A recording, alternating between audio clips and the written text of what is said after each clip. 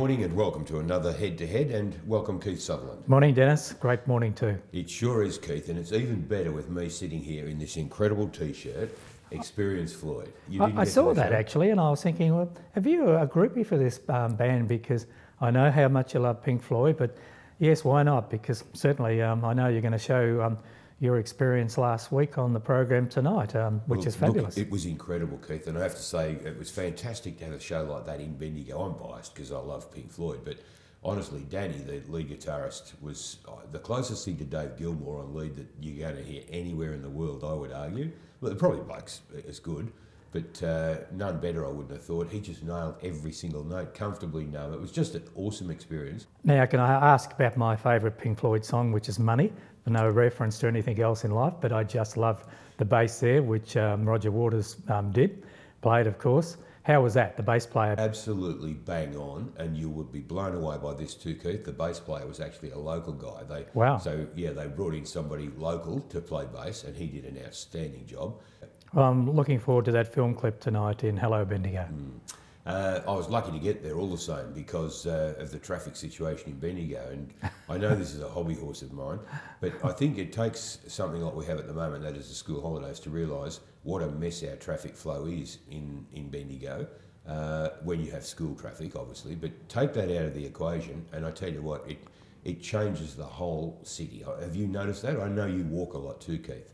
I do. What he's suggesting is that the traffic, because of school time, I know that Bendigo was a disaster, 8:30 till 9:30. Absolutely. And then 3 till 4 in the afternoons.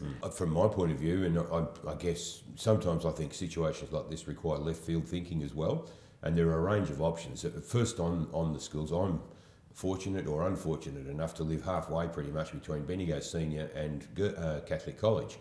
And what you find is along from that whole Barnard Street area, from the QEO right through to the pool, and then out the back on Roslyn Street, which is like a little almost a one-way street. It's two-way, but it should be one-way.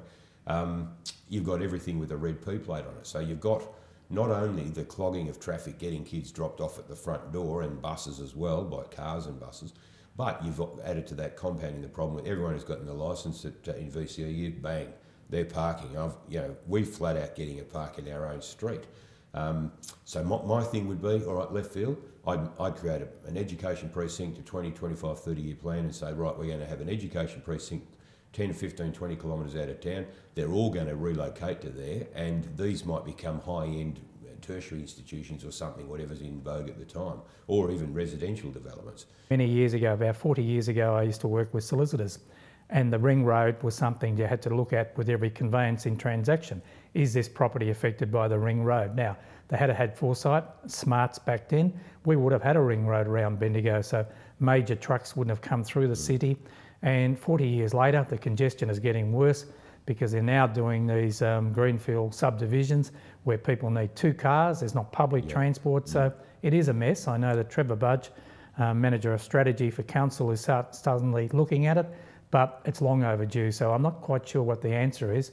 As far as the ring road goes, Keith, we're still going to be talking about this in 25 years' time when it really is a very, very serious problem, unless somebody says, right, we need to do it now, and as much hurt as there's going to be, draw a ring around the city, a circle around the city, and say, that's where it's going.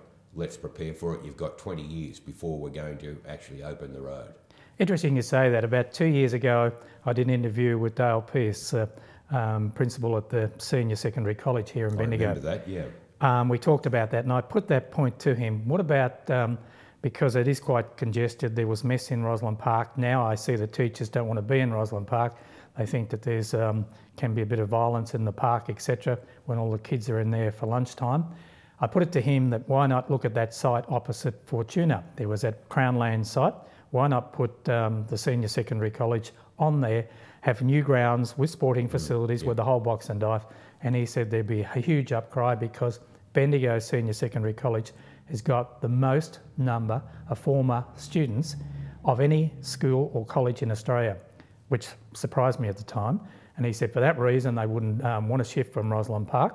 The second reason was that the retailers who rely on food outlets for lunch, etc., would be another reason, and he said there'd be a human outcry if that happened. Now, it's going to take a lot of courage for somebody, whether it's a Trevor Budge type, I don't know who it's going to be, but somebody needs to have the guts to say, right, this is what we've got to do, because if we've got issues now, and we do have issues now, I've just outlined you can't get a park in your own street, let alone the traffic on the roads, but if we have a problem now in 2015, wind the clock forward to 2025, 2035, and then what we'll have then is the current crop of people doing what we're doing today.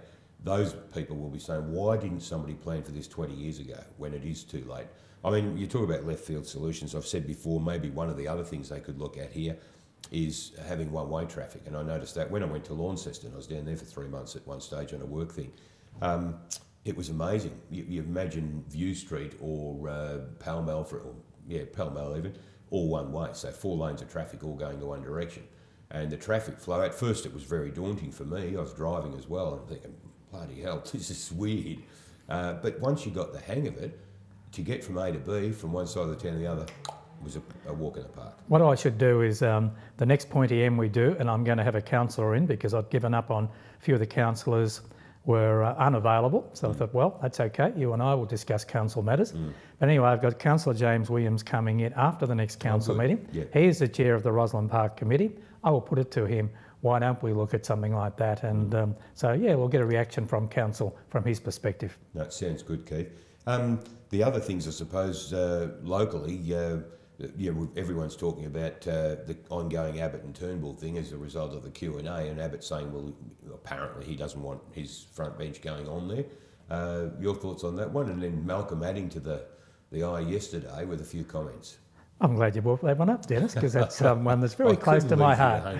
I just think it's absolutely pathetic, the Prime Minister of this country not allowing his ministers to go on that program. It's probably one of the programs, 1 million people watch the program every week, high rating program. Why wouldn't you want your ministers? He doesn't go on because I think he's incapable now of being able to answer some of these questions off the cuff without a program in front of him. So point one, that because he doesn't want to go on, he should not stop the ministers. Now, I believe that it's going to come to a head on Monday because Malcolm Turnbull, Communications Minister, should be on a program like that. And for that reason, I think he should go on. Well, you got that right, Keith, because if it was me running the show, I'd have him on all right. He'd be on a bus out of Canberra, because if the Prime Minister tells his front bench they're not to go on the program for good reason, end of story, he doesn't go on the program. I don't see how they can be even grandstanding at all. Dennis, it's quite simple. It will come to a head on Monday. Either Malcolm is going to have to show his colours somewhere along the line and say, okay, enough is enough. I've sat there, listened to these comments, and you're wrong. I am Communications Minister. I want to go on the program for these reasons. The fact that he came out with the ISIS thing, which was diametrically opposed to what Tony Abbott's, the death cult, and Tony Abbott has got a mantra, as he always has a mantra on something, but the death cult thing, and then Malcolm Turnbull to come out and say, let's not build it up, it's not as big as what you say. And there's more things happen with domestic violence than there is with terrorism in this country. Sure, be vigilant at all times, and let's not just pay lip service to it. But at the end of the day, Tony Abbott has built it up because that's where he gets votes out of. Now, I think if... he's bang on though, Keith, because the average punter totally agrees. Yeah, of course, 80% love it. But at the end of the day, I think if Malcolm's ever going to make a play to be leader again, it has to be coming up soon, because I don't believe that Tony Abbott can lead the Liberal National Party to a win the next election. I believe Malcolm Turnbull can, and perhaps Julie Bishop can. It's interesting you mentioned some percentages there in that conversation, Keith. I was interested this week to see that the polling showed nearly 80% of Australians agreed with Tony Abbott in terms of his argument with citizenship rights for Australians. To say people going overseas and doing the right thing. Dual citizenship, yeah. Absolutely. And, I sat there and I just continued munching on my muesli, because there was absolutely no surprise in that for me at all. And yet you have the intellectuals all standing up, as they do on a whole range of issues, claiming that, we're in tune with the majority. Australia wants this. Well, I'm sorry. Again, it's a message that, for me anyway, that most of them are out of touch. Most of the intellectuals and academics are out of touch totally with what the average punter thinks. And in this case, Abbott was absolutely vindicated. Like me, most Australians say, you go over there and you fight for ISIS, whatever, bang, see you later.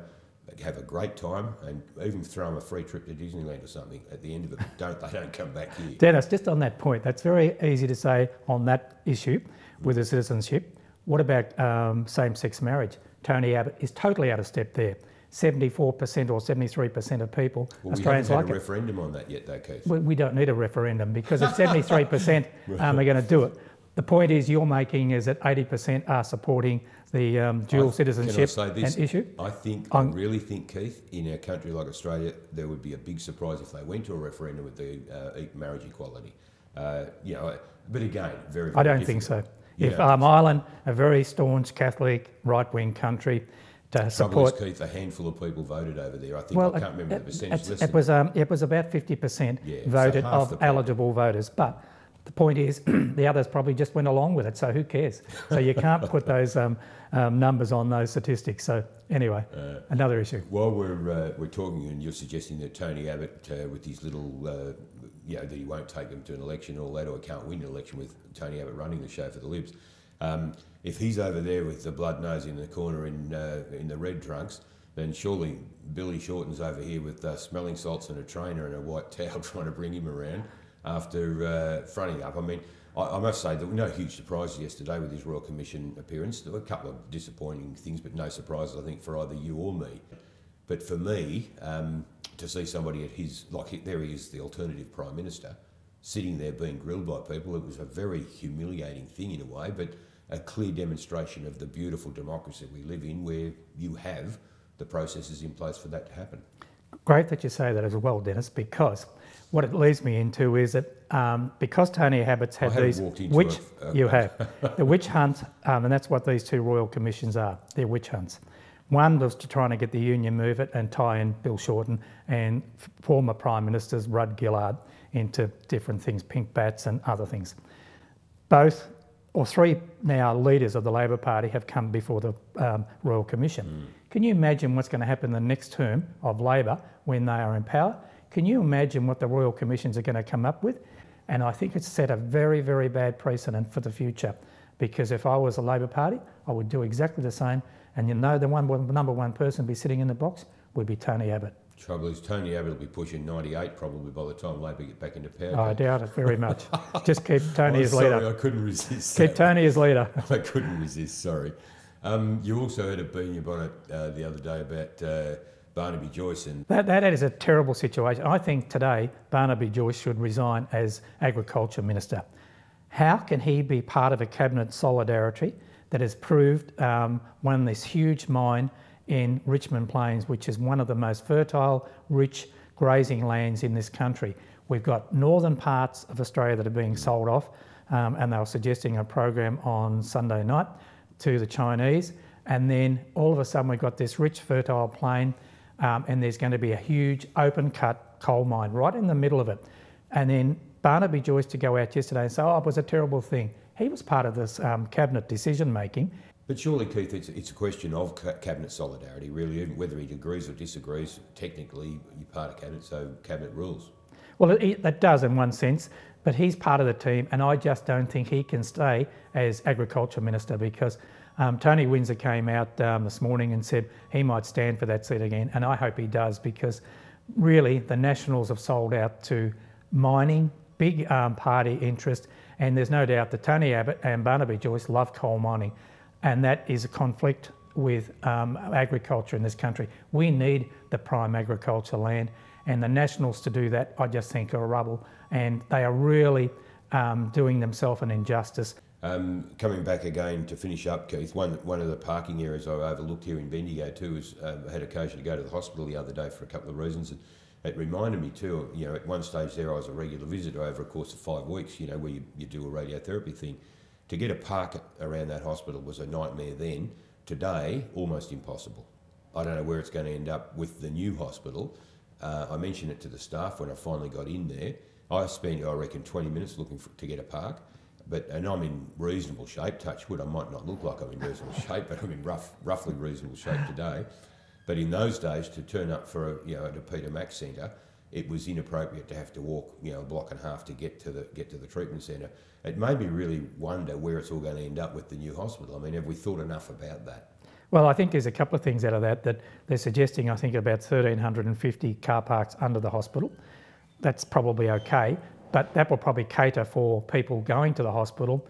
Where the staff going to park, my contention is they probably should have been parking already out at the showgrounds and then busing it into the hospital every day and have a shuttle bus service, because those poor residents that live in that hospital precinct are really under the pump. There is just no parking and it's going further and further out of town.